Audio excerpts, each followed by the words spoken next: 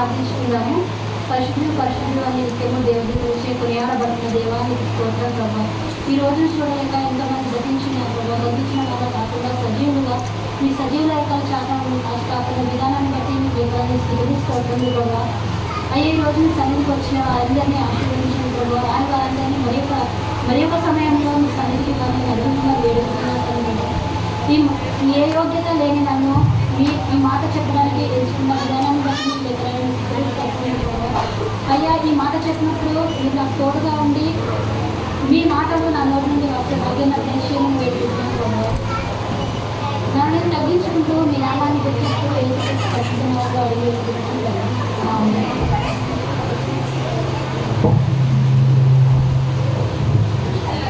ఆరవ మాట సమాప్తమైనది. యేసు ఆ చిరక పుచ్చుకొని సమాప్తమైనదని చెప్పి తలవంచి ఆత్మను అప్పగించింది. సమాప్తమైనది అంటే న్యాయస్థానంలో అయితే శిక్ష పూర్తిగా అనుభవించబడినదని, యుద్ధంలో అయితే విజయం సాధించబడినది అర్థం. ఇక్కడ అంటే సిలువలో సమాప్తమైనది అంటే మన పాపముల రుణాలు పూర్తిగా చెల్లించబడినది, మన శిక్షా కాలము పూర్తయినది అని అర్థం. అంటే మన తండ్రి అయిన దేవుడు మన కొరకు ఈ లోకానికి వచ్చి మనం చేసిన పాపాలు, దోషాలు, తప్పుల నుండి మనల్ని కాపాడుటకు మనం అనుభవించవలసిన బాధలను మనకు బదులుగా మన తండ్రి అనుభవించి మనలను పాపాల నుండి విడుదలగా చేసింది. తన రక్తాన్ని చిందించి మనకు రక్షణ కలిగించింది. ఈ రక్షణ మనం కాపాడుకోవాలంటే పశ్చాత్తాపం ఒకటే మార్గము. మన తండ్రి అయిన దేవుడు మన రక్తంతో విమోచించినప్పటికీ మనం మరలా పాపాలు చేస్తూ మరలా తప్పులు చేస్తూ మరలా తండ్రికి సిలువ వేస్తూనే ఉన్నాము. మన మాటల వలన, చేతల వలన, పనుల వలన తండ్రికి సిలువ వేస్తూనే ఉన్నాము, బాధ కలిగిస్తూనే ఉన్నాము. ఇప్పటికైనాను తండ్రిని బాధ కలిగించకుండా తండ్రి చిత్తం ప్రకారం మనం అందరము జీవించాలి. మన కొరకు రక్తం చిందించి మన పాపం నుండి విడిపించి మనల్ని రక్షించిన దేవుని తండ్రి యొక్క ఆజ్ఞలను మనం కైకొని జీవించాలి. పాపము నుండి దూరం కావాలి, రక్షణ పొందాలి అంటే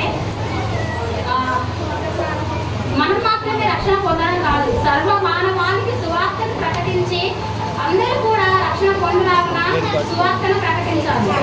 రోమియోల మార్క్స్ సువార్తలో 16వ అధ్యాయంలో ఉంటుంది.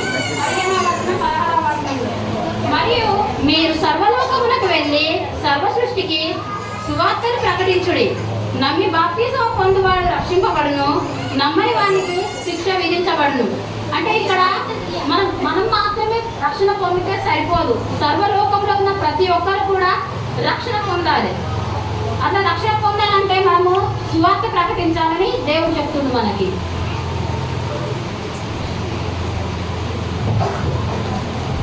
మన కొరకు అన్యాయంగా శిక్షణ అనుభవించిండు కాబట్టి ఇక నుండి అయినా మనము పాపాలు, దోషాలు అన్ని వదిలేసి తండ్రి చిత్తం ప్రకారము, తండ్రి ఆజ్ఞల ప్రకారము మనం జీవించి దేవునికి మహిమ కలుగులాగా జీవించాలి.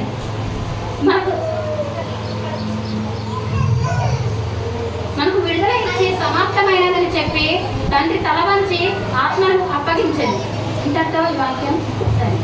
నాకు ఈ అవకాశం ఇచ్చిన దేవునికి కృతజ్ఞతలు. మీ అందరికీ దేవుని నామంలో వందనాలు.